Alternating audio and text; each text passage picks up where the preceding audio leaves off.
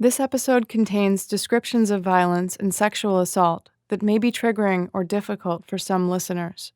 As always, we'll try to cover it in a way that's honest but not gratuitous. However, if you want to avoid this kind of content, consider sitting this one out. I also want to acknowledge our primary source for this episode before we even get started. A book called The Misbegotten Son, A Serial Killer and His Victims. The True Story of Arthur J. Shawcross by Jack Olson. Though I knew a lot about this case already, this book provides first-person interviews with family members, victims, and investigators that really humanize the case for me. If you're interested in learning more about the case, and especially in hearing the people closest to it speak for themselves, this book is a good place to go. Welcome to Crime and Sacrifice. I'm your host, Brianna, and this is Episode 5, Shawcross Part 1.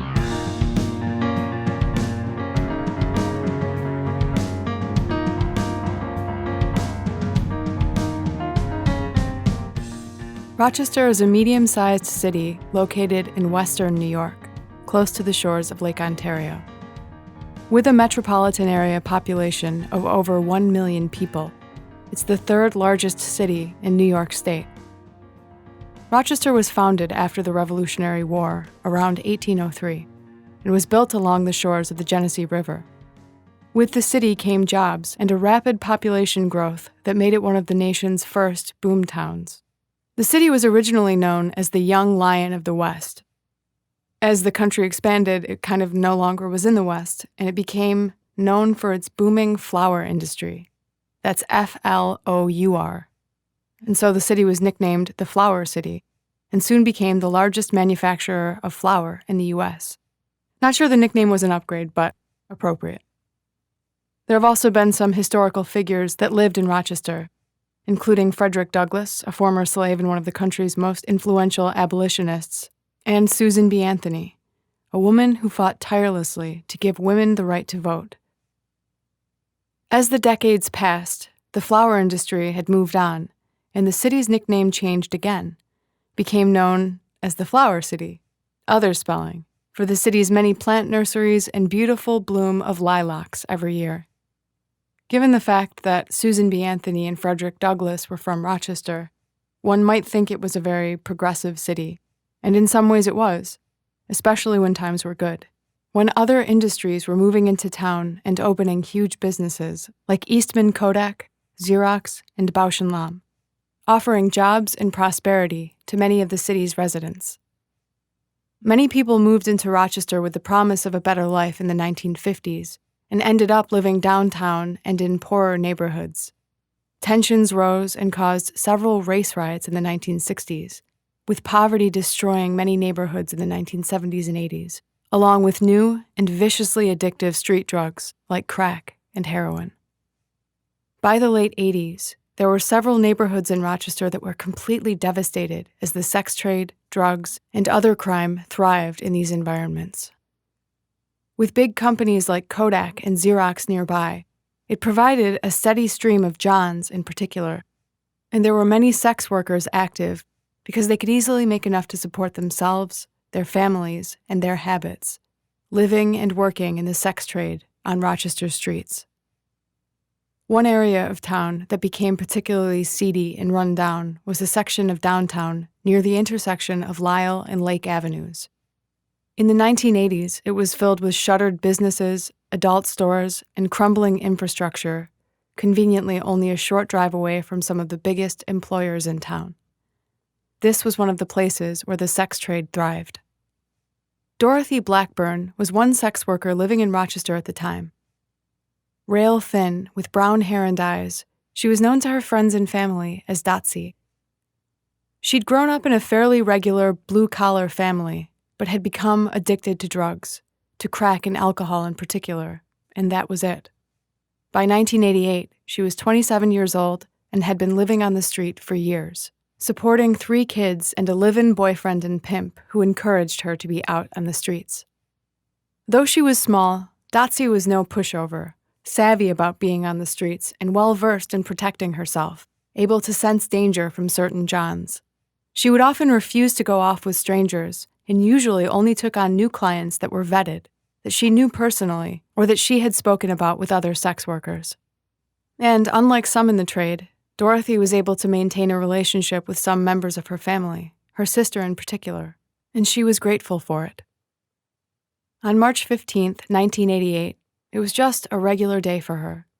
Dotsie had lunch with her sister, scored some drugs, and took care of her 6-month-old son, also the child of her current boyfriend and pimp.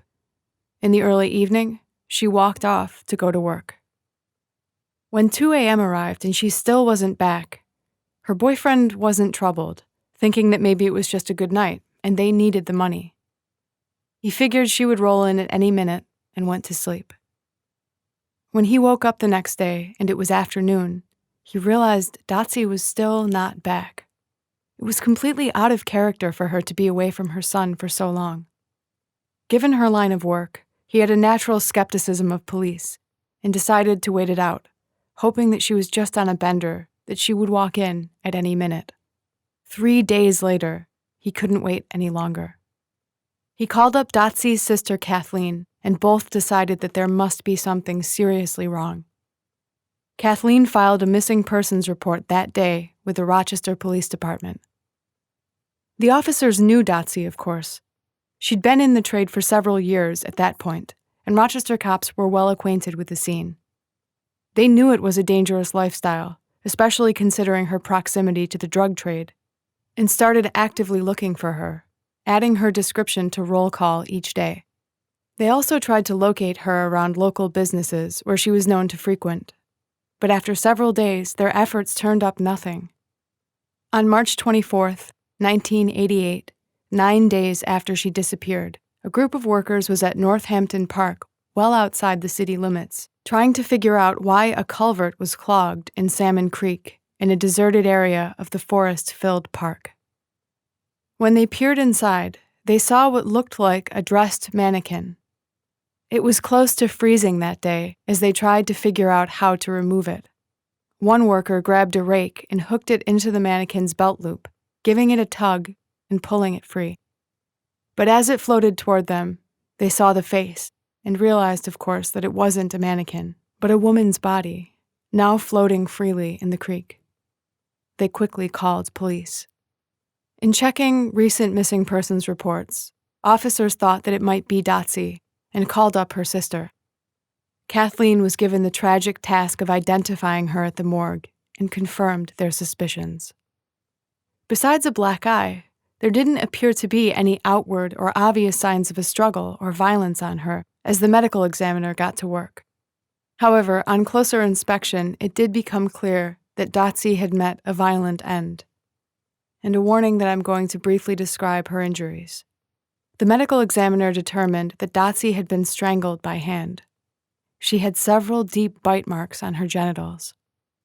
Police tried to investigate Dotsie's case, initially setting their sights on her pimp and boyfriend, with reports that he had at times gotten physical with her. In the end, they cleared him, and there was little for them to go on. Since Dotsie also had ties to Rochester's drug trade with her addiction, police considered this to be a real possibility as well. They just ran out of viable leads and chalked her death up to an unfortunate part of the trade. In fact, there were usually a couple of sex workers that died or were injured in their line of work each year, and only a fraction of those cases were solved. It wasn't long before Dotsie's case went cold. Over a year later, another sex worker would go missing. Her name was Anna Marie Steffen, though she went by Anne. She was another woman who had developed a severe addiction to drugs and was essentially trapped in the lifestyle by this addiction. As a child, she'd been a loving girl with a big heart. Her sister, Tina Louise, was a paraplegic, and this was particularly hard on her. Anne always wanted to shield Tina from harm, and relatives remember how she used to take care of her sister, would regularly bathe Tina, take her to school, play with her. Some very mature tasks when she was just a kid herself. But in 1980, Tina passed away suddenly, and Anne was left directionless, with a hole in her life that she didn't know how to fill. At the time of her sister's death, Anne was in her late teens. Still, she tried very hard to recover and continue with her life. even marrying and having 2 kids. But the pain was still there. Eventually, Anne began to numb herself with drugs and alcohol, which cost her her marriage and her kids, her ex gaining full custody. Feeling more alone than ever, it wasn't much of a push for Anne to lose herself to that lifestyle completely, turning to sex work as so many trapped in addiction do. Her family loved her, but found it too painful to remain actively in her life. Still, they were always on edge, always afraid for her, that she would overdose or be beaten to death or commit suicide. They were always waiting for that call. And yet, Anne herself ensured that she was rarely sober enough to feel the weight of where she'd fallen, the devastation in her life, and of those that loved her. In 1989, she was 27 years old with a mind that seemed warped by all the drugs, and a body that looked like it couldn't take much more, frail and drug-stricken as it was. She was close to only 90 pounds. Anne started to get paranoid and cagey, started to say some really bizarre things to other sex workers. By July of 1989, she was 8 or 9 months pregnant and didn't know who the father was. When police saw her on the street trying to work in that state, they arrested her for prostitution and took her to the hospital. The doctors told her she was extremely malnourished and could go into labor at any time, trying to get her to stay. Anne wouldn't hear of it, still out of it and on drugs, leaving to get back on the streets. She was last seen on July 8, 1989, trying to pick up Johns, tiny, frail, and pregnant. When she didn't return to her apartment, it was days before anybody really noticed, even longer before anybody started to wonder where she was. Her friends from the street speculated that maybe she had gone somewhere else to have the kid, that maybe she was in prison, maybe she had died of AIDS. No police report was ever filed to declare her missing. A few months passed when, on September 11, 1988, a man named Hector Maldonado was out looking for bottles to buy cigarettes. He was searching near Driving Park Bridge, which crossed over the Genesee River, and had gotten a decent haul. As he was making his way back up the road, he noticed something poking out from a ledge near the Genesee River Gorge, a green plastic garbage bag covered with roofing shingles, that he had to carefully pick his way toward to have a closer look. When he saw a bone sticking out of it, he thought it was a deer carcass at first, but then noticed the clothes and quickly went off to call police. Rochester Police Captain Lynd Johnston was one of the first officers that arrived on scene, as he and his team began the grim task of trying to find out how this woman had died, who had placed her there, and who she was. The body was severely decomposed at this point, and it seemed difficult to determine what had happened to her. The medical examiner couldn't determine the cause of death for sure, reported that she had probably been strangled, but couldn't say with any certainty. They also determined that she was pregnant, the body of an unborn child still within her. Police had several missing persons cases at the time, several for known sex workers. And yet, when they tried to match dental records and other identifying information, this body didn't seem to fit any of the missing persons cases in Rochester at the time. After several days without success in IDing her, Johnston and his team turned to a forensic anthropologist named William Rodriguez III, who made a clay cast of what she might have looked like. The face is pretty eerie looking, and I actually don't see the resemblance myself. It's up on our website at crimeandsacrifice.com if anybody wants to take a look. But this image was then broadcast on local media and printed in newspapers. Soon, a 50-year-old man called in to say that the body was possibly that of his daughter, Anna Steffen. He hadn't seen her for over a year and didn't remain in regular contact with her. Using dental records, police were able to confirm that this was indeed Anne. She was laid to rest in the family plot next to Tina Louise, the sister that she loved so much. At this point, police had little to go on, couldn't even say for sure that she had been murdered, that she hadn't just OD'd and been placed there by a roommate or a pimp. They didn't connect it to any other crimes in the area, especially not Dotsey's murder, since she had been found outside of Rochester's city limits, and that case was being investigated by the Monroe County Sheriff's Department. A little more than a month would pass before Rochester police would be called in to investigate another body. On October 21st, they got a call that a group of fishermen had found what they described as a pile of bones with some clothes on Seth Green Island. The island was located inside the Genesee River Gorge in the middle of the river and was popular with fishermen in the area. It appeared that whoever it was had died in a fetal position or was placed like that. Chillingly, the skull was missing from the body, making the task of trying to identify the person extremely difficult, as there was no way to reconstruct a face or match dental records. The medical examiner determined that the body was that of a woman, aged 37 to 45 years old, and that she had suffered some kind of blunt force trauma to her body.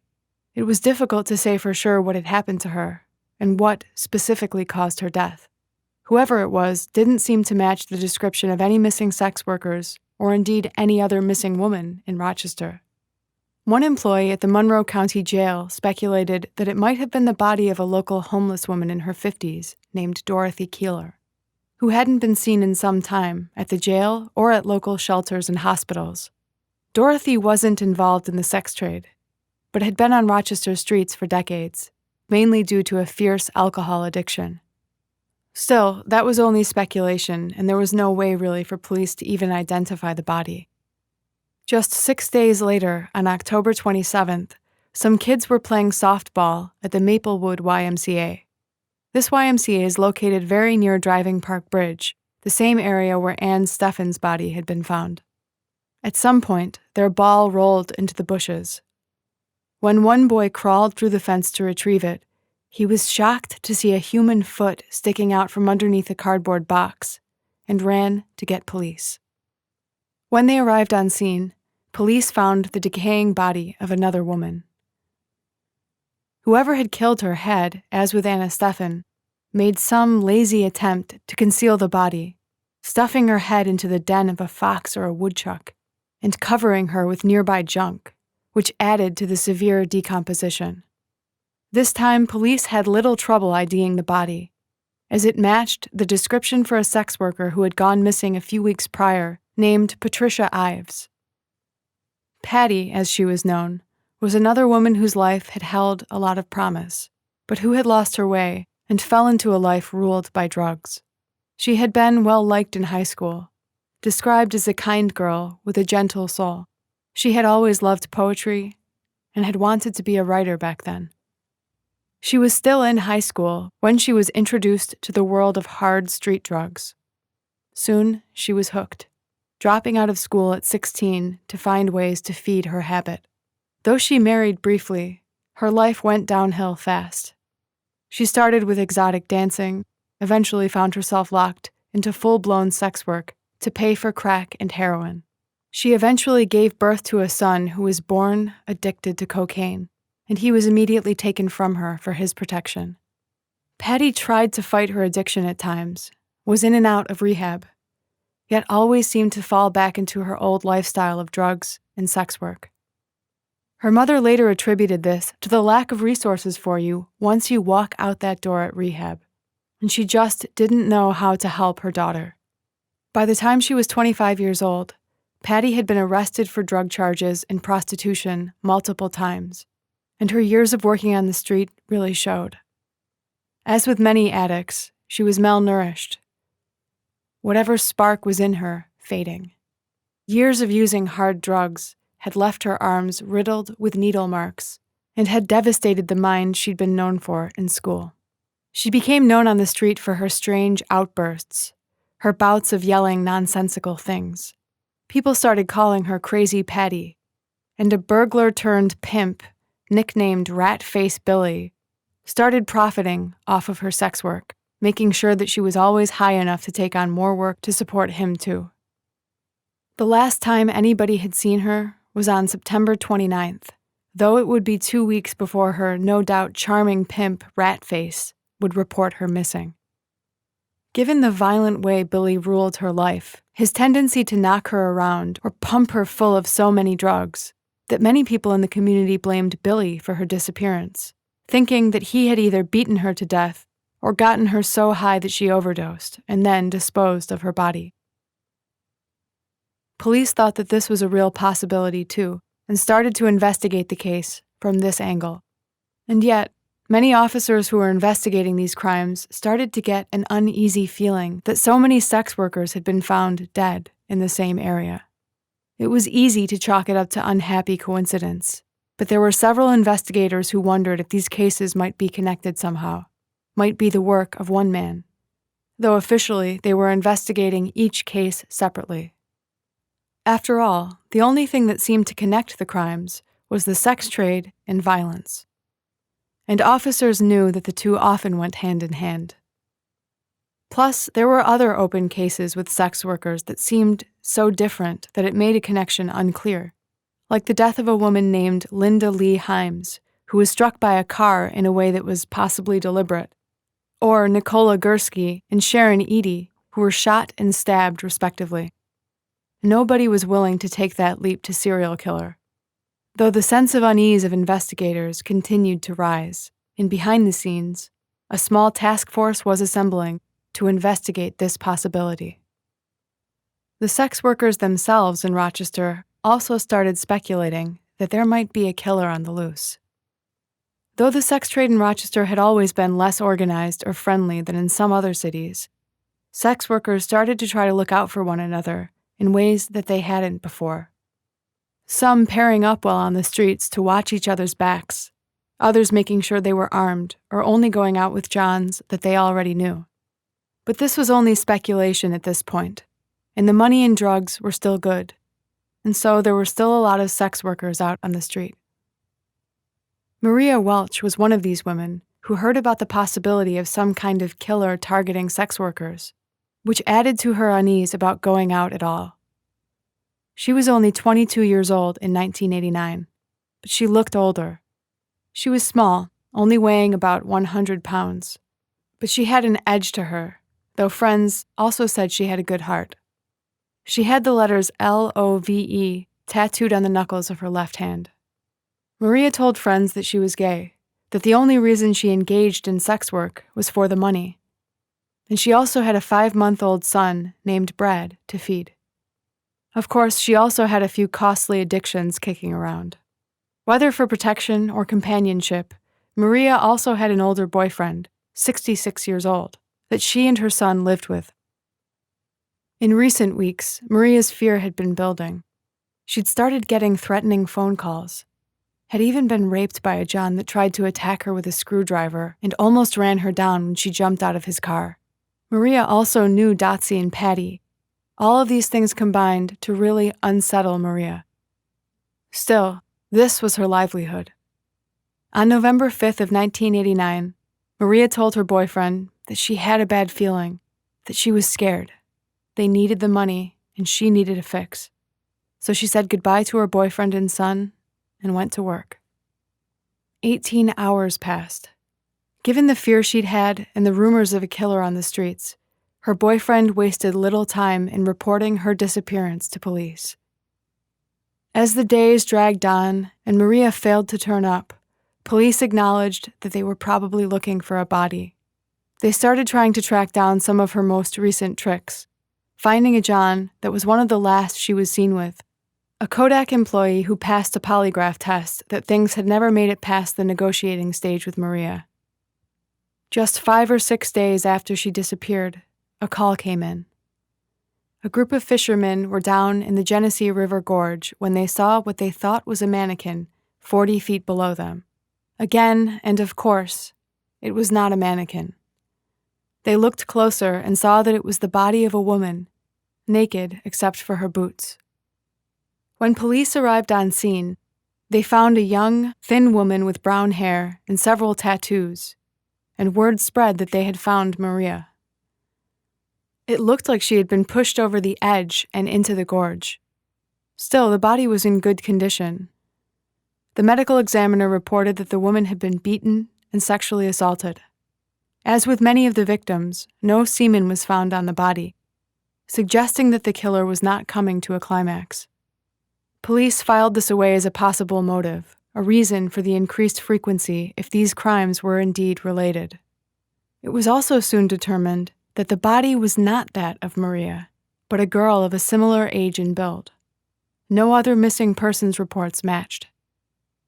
Police started canvassing the neighborhood to try to identify her, and via some family members, discovered that it was actually the body of another 22-year-old woman named Frances Brown, who wasn't a known sex worker in the area.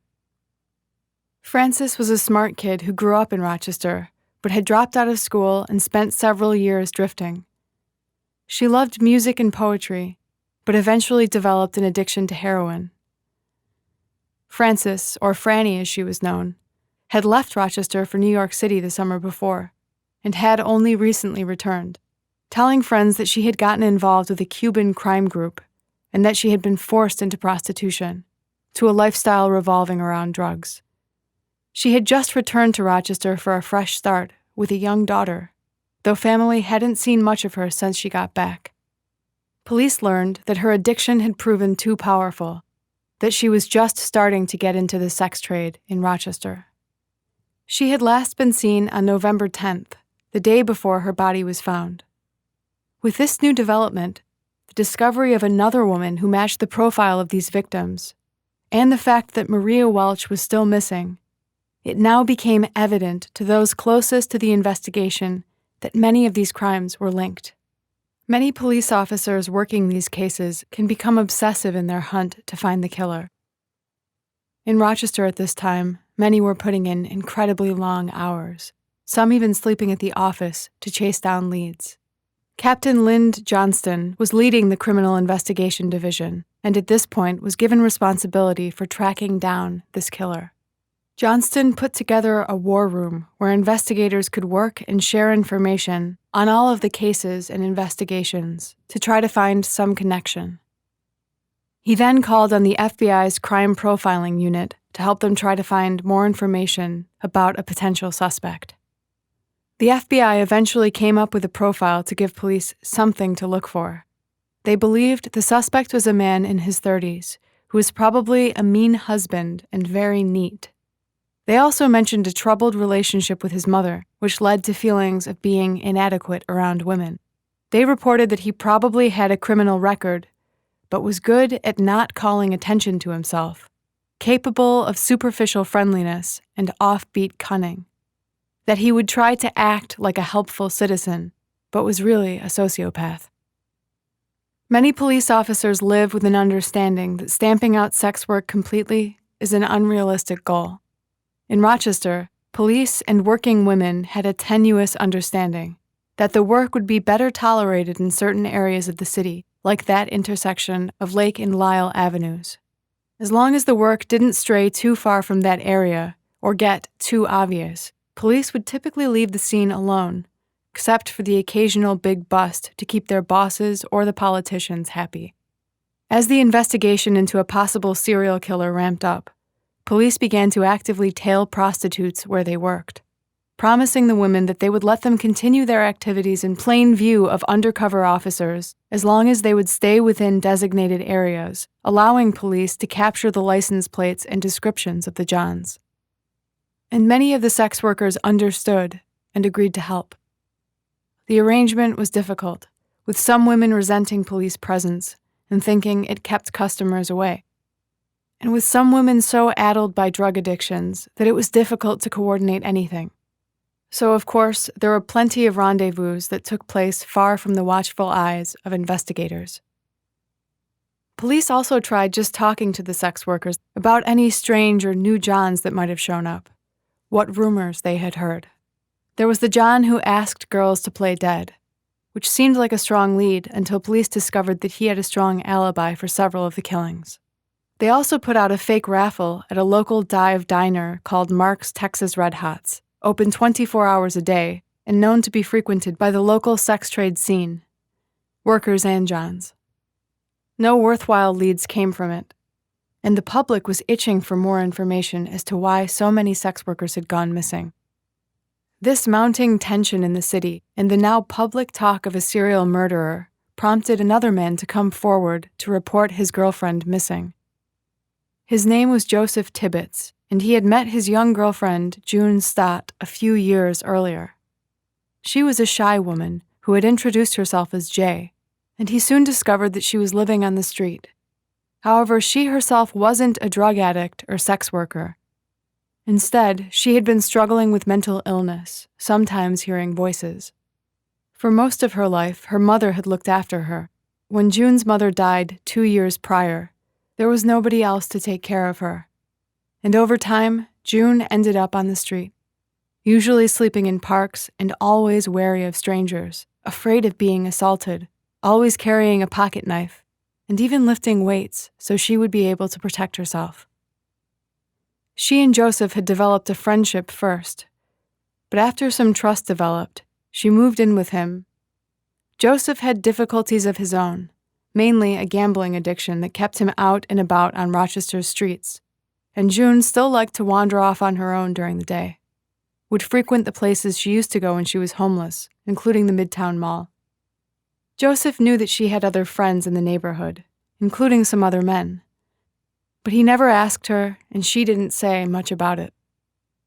June was 26 years old in the fall of 1989, and when she didn't come back on October 23rd, Joseph thought it meant that maybe she dumped him, that maybe she went off with someone else. He was upset but not surprised and tried to carry on with his life. He couldn't help but look out for June on the streets. And when she still failed to turn up at all for a few weeks, he began to worry, couldn't wait any longer to report her missing. Police feared the worst yet again, and saw how June, as a formerly homeless woman, fit with some of the other victims. Maria Welch was also still missing. Police worked tirelessly to try to find them, to stop other women from dying on their watch. They had police helicopters and boats scouring the Genesee Gorge where many of the victims had been found, and even had units out near Lake Ontario searching. Police Captain Lynd Johnston's team was coming off of weeks of burning the candle at both ends as Thanksgiving approached. He had to force his team to shut down the investigation for the holiday, ordering them to go and spend some time with their families, to get away from the horror of this case, and to take a much-needed break, if even just for a day. Unfortunately, the horror would call them back again before officers had a chance. Another sex worker in Rochester at the time was a woman named Joanne Van Nostrand, though she went by Barb on the street. White with brown hair and eyes, she'd grown up poor in Detroit. In the interview published in The Misbegotten Son, Joanne talks about it callously, but she had been sexually abused starting when she was just 5 years old by her father. She tried to tell her mother, but wasn't believed at first, and when her mom finally relented, Joanne herself was blamed for the abuse. She was just a kid, but had to grow up fast. Joanne couldn't stand being at home and ran away all the time as a kid, turning to petty crime, living in and out of juvenile homes, and suffering disturbing sexual advances from her father whenever she did return home. It wasn't long before she figured she might as well get paid for the abuse, and was in the sex trade when she was barely 14 years old, catering to salesmen who pretended she was older, and obvious pedophiles. Drugs were readily available on the street at the time, and offered some comfort from the emotional pain of that kind of life, of the trauma of her past. And so it wasn't long before Joanne was a full-blown addict, eventually tricking full-time to afford it, her career taking her from exotic dancing to working with pimps and madams all over Western New York, and eventually settling in Rochester. Joanne said later on that looking back on her life, she had one solid opportunity to escape the lifestyle when she went to rob a store, but she was so hungry at the time that she fainted in the process. The owner took pity on her instead of calling the cops, helped her. It wasn't long before the two struck up a relationship and were living together. Joanne knew that he loved her, that he was trying to teach her to respect herself, and it was one of the first times in her life that she felt hope for the future. And yet, just 1 week after the two were married, about to start the rest of their lives together, he died from a heart attack. It hurt Joanne so much that she nearly killed herself, but somehow she emerged from the grief and carried on, falling back into sex work more stubborn than ever before, returning to her life on the streets, and settling on an existence where she didn't look much toward the future. Years passed. She had a couple of sons, gave up heroin for good, and stayed in Rochester by the time she was 26. In 1989, she was 38 years old, only turning occasional tricks to pay for her living expenses and medical bills.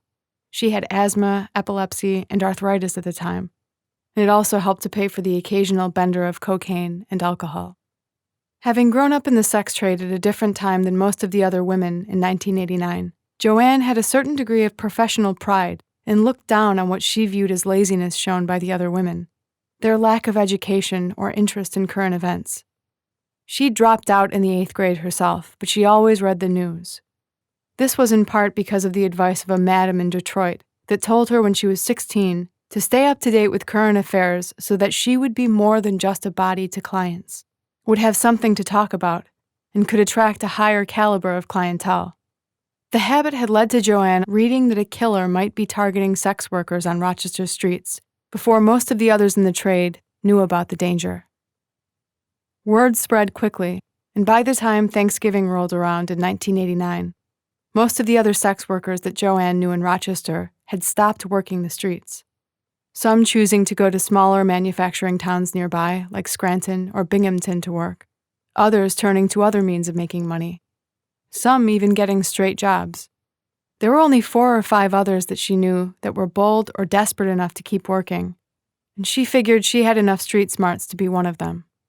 Plus, with so few workers around, there was a lot of money to be made, supply and demand. Joanne was out working during the early morning hours of Thanksgiving when a trick pulled up and she stepped into his car. She always gave her Johns a good look before getting in, and noted that he was a white guy in his 50s with a stocky build, pot-bellied and wearing a baseball cap. He seemed harmless enough. The guy called himself Mitch and asked her up front for more time than she would usually give clients, promising that he'd pay her well. And Joanne agreed. It was already 4 a.m. and it had been a quiet night. She needed the money. Mitch also asked if he could drive out a ways from the city, saying he didn't like the police presence with the strangler in town. She agreed, but just a few minutes into the drive, she started to get a bad feeling as he rambled on and on, eventually turning down a road that led to Seth Green Island. Joanne knew that at least 2 bodies had been found around there, and alarm bells started going off. But she was a professional. In her most practiced and pleasant manner, Joanne questioned where he was going, and Mitch quickly said that he was just looking for a place to park, that he understood her skepticism, given the dead girl found down there. That was the second time he had brought up the serial killer in town. Mitch turned the car around and started driving toward Lake Ontario, and Joanne started to calm down a bit as he began rambling again, telling her about an older wife that didn't satisfy him, about his girlfriend on the side, about how he worked at a place called G&G Cheese making pasta salads for area restaurants.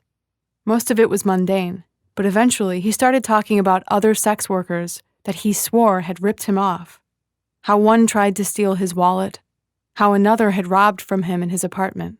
His anger made him seem unhinged to Joanne, but she knew how to talk to men, and she quickly assured Mitch that she wasn't the type. At the same time, Joanne started eyeing how she might be able to escape in a hurry, wondering if she'd be able to jump out of a moving car. She was grateful that she had started carrying a hunting knife for protection, and wondered if she might have to use it today. Pretty soon, Mitch was droning on about his love of hunting, pointing out a rifle scope lying on the floor of the car, basically admitting that he was armed. As quietly as she could, using the darkness of the car to conceal her movement, Joanne pulled out her knife, opening the blade and holding it against one of her thighs, ready to strike if things started going south. Finally, they reached whatever destination Mitch had had in mind and pulled into the parking lot for the Durand Eastman Golf Course. Mitch pulled off the road and into an even more secluded spot. Joanne was starting to feel real panic at this point, realizing how far she was from civilization, seeing how dark it was on this rural road. She took comfort in the open knife at her side and climbed into the back seat to get to work. She made sure to keep her eyes on Mitch the whole time and was careful to keep the open knife clutched against her thigh. It was still very dark out, a blessing that allowed her to keep the knife there without Mitch suspecting anything. And then he was on top of her, chatting mindlessly still throughout the whole encounter. Many minutes passed. Mitch was having a hard time getting aroused, and though Joanne figured the talking wasn't helping, she did not want to make him angry. She noticed that he would occasionally start to reach his hands up toward her neck, which Joanne was quick to put a stop to by talking about her asthma, leading his hands back down again. Over 40 minutes passed without result. When Joanne mentioned that her body was starting to get sore, Mitch grew angry very suddenly. Though she later admitted that she felt like she was crying inside, Joanne gathered her courage and remained calm, realizing that she would have to play him to calm him down, saying that it was only because of her arthritis.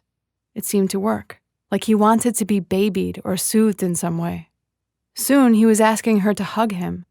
A surge of panic shot through Joanne. This was a problematic request because she was still clenching the knife against her thigh with one hand. She reached up with one arm, but Mitch insisted on both. Joanne believed that this was it. When she didn't move, Mitch reached down and could sense that she was holding something in her hand. Angrily, he demanded to know what it was. Bracing herself, Joanne admitted steadily that it was a knife, that there was a killer on the loose, that she was prepared to meet her maker in order to protect herself. Mitch was silent, and Joanne was tense and ready to fight for her life. But after a moment, she realized that Mitch was chuckling, relaxed. He said he didn't blame her, and continued. After more effort and time, Mitch asked her to play dead, said that things would be over in no time if she did. An eerie request, but not unheard of, and Joanne could not wait to be out of his car, so she went limp, though she was careful to keep her eyes slightly open in case he tried anything. That was all it took. Mitch finished. But the realization that he had gotten what he wanted caused another surge of panic for Joanne. She felt like this guy had to be the killer. What reason was there to let her live now? Without leaving him time to react, she got to work trying to flatter him, complimenting his prowess, saying that it was the best she'd ever had. Mitch seemed pleased at this, proud of himself. Joanne didn't wait any longer before pushing herself out of the back seat and into the front. Mitch reached around to the floor and handed her a few bags of potatoes and apples for her to keep, and then drove her back to the city without incident, chit-chatting in his awkward manner the whole way back, saying that he wanted to see her again, that they could take a drive into the country. Joanne said that she didn't have a phone number. And just like that, he dropped her off and was gone. Joanne went back to her apartment to tell her boyfriend that she might have just had a date with the Strangler, to which he just laughed it off and pointed out that she couldn't have. She was still alive. Joanne went out and spent the money she had earned on some cocaine, something to take the edge off and to put the incident out of her mind. That morning, it barely helped. Later that same day, at around 12 p.m., a man named Mark Stetzel was out walking his dog near Charlotte Beach along Lake Ontario. It was November 23rd, Thanksgiving Day in 1989, and a time when most officers on the case were at home with their families, trying to put the case as far from their minds as possible. He was walking near Turning Point Park, a swampy, wooded area that was isolated and overgrown. It was cloudy that day and cold, near freezing. As he walked, his dog seemed to get excited and took off down a game trail. Mark followed, finding a burlap sack laying in an area of padded down reeds. A human foot poked out from the corner. Officers were called away from their families again, away from warm homes and uneaten meals, to brave the cold for yet another horrific scene, possibly the worst one yet, and a warning that this next description is hard. They found another woman's body laying face down.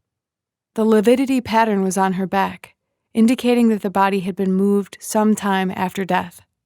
It also looked like she had been posed, or as if the killer had come back and engaged in intercourse with the body hours or days after she died. Police and medical examiners determined that the woman had been asphyxiated, that this was the cause of death. However, the body was also completely mutilated. Parts of her genitals were cut away, missing completely, and her body had been severed from chin to groin in a manner reminiscent of how somebody might butcher an animal. Captain Johnston and the others who were working the case at the time remember this overcast Thanksgiving Day as being one of the absolute low points of the case, as officers grappled with more senseless loss of human life. They also realized that the killer's violence seemed to be escalating, that he was killing more frequently. Police soon matched the body to one of their missing persons. It was June Stott, the formerly homeless woman with a history of mental illness who had been reported missing by her boyfriend. Police added her photo to the wall in their war room as another confirmed victim. Soon after this discovery, something happened that would drive Joanne Van Nostrand to talk to police and report her encounter with Mitch, despite how skeptical she was of cops. Joanne was out working again only a few days later on November 26, when she recognized Mitch's car driving toward her. There was no way in hell she was going to go back out with him again, but she waved as the car approached in an effort to be friendly. She saw that it was Mitch, but was relieved to see that he already had company. She recognized the woman in the car with him, another sex worker named Liz Gibson that usually picked up clients near Mark's Red Hots. Joanne had heard from several of the workers on the street that Liz had joined the trade later in life, that she had used to live with her husband in the suburbs. The story went that she and her husband tried coke one night at a party, and then that was it. They gave up everything in service to feeding their habit, and it wasn't long before Liz was on the street earning money with sex work, with the full support of her husband. Whatever the reason that Liz had turned to the sex trade, Joanne was grateful that it wasn't her out with Mitch that night, but she didn't really think too much about it before continuing her work for the night. When she was finished, she went home and went to bed for some much-needed sleep. Hours later, she woke up to find her boyfriend was watching the news. And that's when she saw it, that a hunter had discovered the body of another woman linked to the Rochester sex trade, this time in Wayne County, the next county over, and police had already identified her. Then the image and name flashed on the screen, and Joanne was floored with the realization that it was Liz Gibson, that she had seen Liz in Mitch's car just hours beforehand, that she had had an encounter with the strangler, and for some reason, she had survived. Despite having a few petty warrants out for her arrest, Joanne knew that she had to go to police.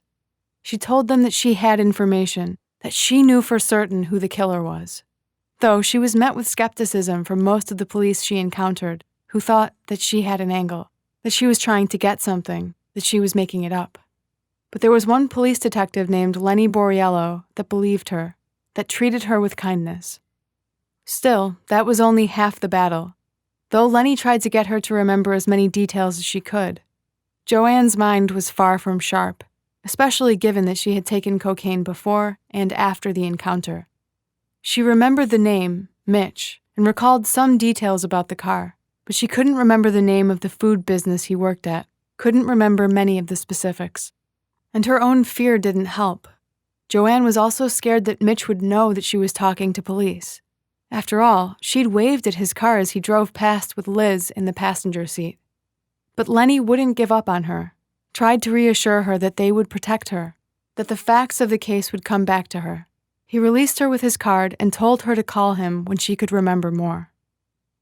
On November 29th, the Rochester Police Department finally admitted to media organizations and the public that they were searching for a serial killer. Media groups started calling him the Genesee River Killer or the Genesee River Strangler, given his tendency to dump bodies near the river that flowed through the heart of Rochester. Anybody that had doubted there was a serial killer before didn't doubt it anymore. And those sex workers that were still working began pairing up to look out for one another, arming themselves like Joanne. Most sex workers were staying off the street altogether. Even some Johns began tailing other Johns, trying to catch the guy. And finally something would happen that would be enough to scare even Joanne Van Nostrand from Rochester's streets. Despite her close call, Joanne was still out on the streets working. It was hard to argue with the money, and she figured she knew who the Genesee River killer was. She would see him coming, and she could take on other Johns without harm. Maybe the large police presence helped too. However, she didn't want to be careless. Despite the fact that she preferred working alone, Joanne decided it would be safer to pair up with another sex worker she'd always liked, named Darlene Trippi. At 32 years old, Darlene knew pretty well how to take care of herself. Like a lot of the women out there, she was battling addiction and dealing with some past trauma that kept her stuck in this cycle of work. For Darlene, that trauma was the death of a young child that caused her to seek solace with cocaine.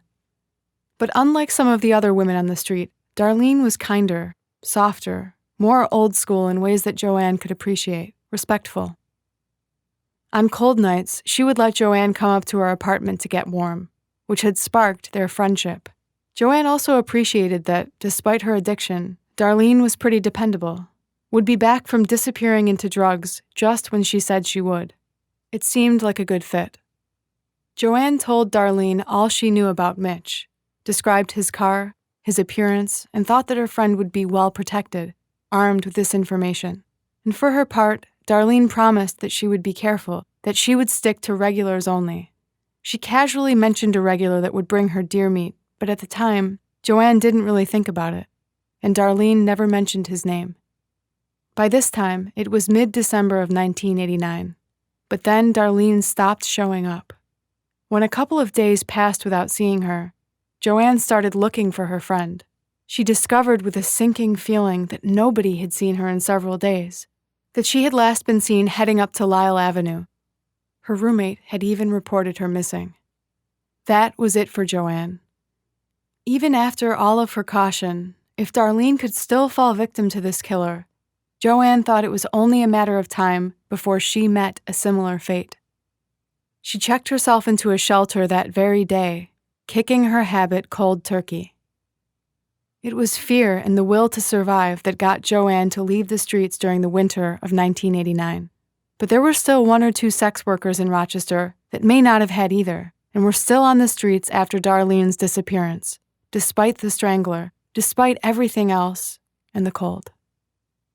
Two police officers, James Bonnell and Tim Hickey, were out on patrol about a week before Christmas when they looked out and were shocked to see June Cicero, another hardened sex worker in her mid-30s.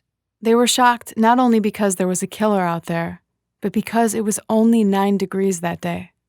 They stopped her and tried to get her to go home, but June wouldn't hear of it. As always, she was full of bluster, but the truth was that she thought she was tough enough to take care of herself, and she was in many ways, famous on the streets for fighting off violent clients, and even escaping from moving vehicles if she had to. June told the police that she would only go off with regulars, and the officers figured if anybody could protect herself, it would be June. Besides, they had no legal reason to detain her, so they drove off. The very next morning, the department got a call that June was missing. Everybody knew what it meant, and James Bonnell and Tim Hickey felt tremendous anger, like this guy had taken her on their watch. The fact that June had mentioned she would only go out with regulars offered a clue, made police wonder if their killer sometimes did have regular outings with sex workers that had helped him to gain their trust. And yet, despite many clues and descriptions of what the guy might be like, they still had no solid leads. Joanne Van Nostrand, for her part, was trying as hard as she could to remember more details.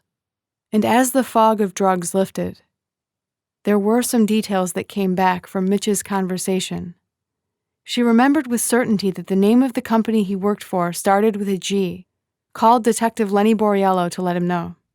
When she heard that even June Cicero was missing, Joanne felt panicked, thought about leaving town. Lenny urged her to stay, feeling like they were so close. And to her credit, Joanne did stay.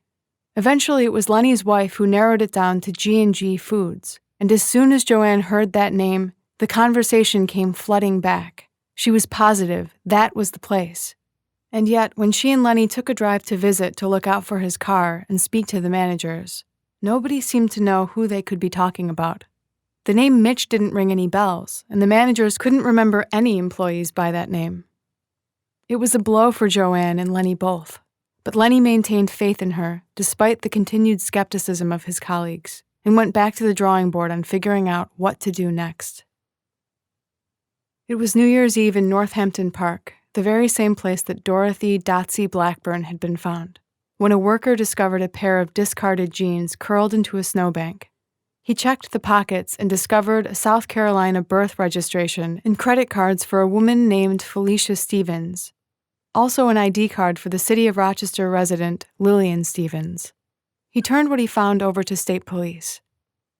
Officers soon went to the address listed and found Lillian Stevens, who said that Felicia was her daughter, that the two of them didn't have a relationship anymore because Felicia was out on the street, addicted to drugs, and engaging in sex work. Lillian was raising Felicia's children on her own. She did know that Felicia was seeing a local man who police quickly tracked down. Felicia's boyfriend told police that it had been a strained Christmas that year, that the two had been arguing before going their separate ways on December 26th. He hadn't reported her missing because she had left for a while when they'd fought in the past. Usually it took her about a week before she would come back home and they would make up. It had only been 5 days, so he didn't think anything of it at the time. Now, of course, everybody feared the worst. Armed with her description, a 20-year-old African-American woman, 5 feet 5 inches tall, and wearing jeans and a white jacket when she disappeared, state and local police descended on Northampton Park. They wondered if their killer might have returned to his original dumping grounds, might be changing his MO when it came to victims. The biggest challenge for search teams was that snow and ice had built up in recent days, and police were afraid her body might be buried under the snow. They used police canine units, helicopters, teams of workers to search. And though they did find more clothing that appeared to belong to Felicia, there was still no sign of the body by January 3rd. A few aerial searches had been called off because of inclement weather the day before.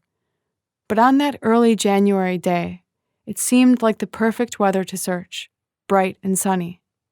A few officers enlisted the help of a local hunter and went up in one of the police helicopters to start scouring the terrain from above, trying to pay particular attention to any bodies of water, as that's where the killer tended to dump bodies. After an hour or two, one senior investigator named John McCaffrey spotted what they were looking for: a woman with a white coat laying in the snow between the trees. She appeared to be naked from the waist down. The body was near another culvert off Salmon Creek, and the helicopter began making another pass when they noticed something odd. There was a car parked on the road just overlooking the culvert, almost directly in line with the body. The front passenger side door was open, and they could see that there was somebody inside, one leg sticking out of the door casually. It looked as though he was possibly urinating, though they couldn't tell from that distance. As they eyed the suspicious vehicle and circled around, the man seemed suddenly to notice or hear them and quickly shut the car door. A moment later, he started the engine and began cautiously driving toward the city of Rochester. The driver appeared to be following all traffic laws and speed limits, but police in the helicopter thought the coincidence was too great, that at least he might be an important witness. They were torn between staying and looking after the crime scene or following whoever this was. They chose to follow the driver and stayed with the car as it wound through the rural streets outside the city of Rochester. They didn't have to follow it for long. Only a few miles further, and the car stopped across the street from the Wedgwood nursing home. When the driver got out, they noted that he was a heavy-set man with a tan jacket and a baseball cap as he walked briskly inside. It wasn't long before the parking lot was swarming with police cars, blocking the vehicle in and taking every precaution to ensure the man didn't slip through their fingers, whoever he was. At the same time, police arrived on scene at the Salmon Creek culvert and set up a perimeter around the body. Once the medical examiner had arrived, several police officers approached to where they thought they would find the body of Felicia Stevens, including Rochester police officer James Bonnell. But as he approached, he realized that it was not the body of an African-American woman, and almost immediately recognized who it was: June Cicero, her face and upper body almost perfectly preserved in the cold, though this was an especially painful realization for James. He had been one of the officers that had stopped her the day she disappeared. June's body was again one of the more gruesome of the killer's victims. Feel free to skip ahead. June was displayed in a similarly gratuitous way as June's thought. It was clear to those present that there had been some post-mortem trauma in her genital area, a theme with several of the other murders, though these cuts were very deep, as though the killer had tried to remove all of her sex organs, inside and out. Back at the Wedgwood nursing home, police very quickly located the driver and escorted him to the back of one of their squad cars. He quickly introduced himself not as Mitch, but as Art Shawcross. He was a big, bulky man in his 50s and seemed pleasant and respectful enough, and not at all hesitant to talk to them. When they questioned him about why he had been parked there, Art said that he had simply gone for lunch and was returning to his girlfriend's employer when he had to pee. He pulled over, threw out his empty lunch carton, and said he was urinating on the side of the road when he heard the helicopter overhead, and felt afraid that going to the bathroom in public might get him in trouble. Police weren't sure what to make of it, and asked for his license. Art handed them a non-driver ID card with his full name, Arthur John Shawcross, and said he didn't have a valid license, that he hadn't had one since 1970. When asked why it had been so long, Arthur admitted that he had been in jail for manslaughter. There was a feeling of excitement among the officers at this revelation. They asked him if it would be okay to take him to a nearby police barracks for further questioning. Arthur consented, as pleasant and calm as ever as they drove him over there and prepared for a long night of questioning. What they didn't realize then was just how misleading his conviction for manslaughter really was. Arthur had been in prison for close to 15 years and had been convicted of manslaughter, but for crimes that were so gruesome that at the time of sentencing, there were some members of the public that had been calling for him to be put to death. And that is where we'll stop for today. Join us next week for part 2 of the Shawcross series. In the meantime, you can find our show notes for this and all episodes on our website at crimeandsacrifice.com, which includes links to all of my sources, photos, and a transcript. Please also connect with me if you've been digging the show and you want to say hello or throw out some recommendations or feedback. Links to all of our social channels are also up on the website. Also, if you have a chance to rate and review, it is very much appreciated. It helps us rank and helps other people find the show. Thank you for listening to Crime and Sacrifice. What kind of person will you choose to be?